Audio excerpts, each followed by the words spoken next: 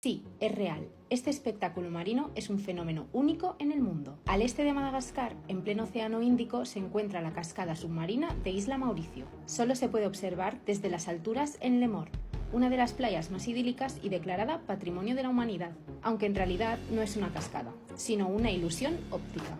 Las fuertes corrientes marinas arrastran la arena, el lodo y la arcilla, formando una imagen tridimensional, en la que parece que es agua cayendo, y aunque parezca peligroso, se puede nadar, bucear y surfear.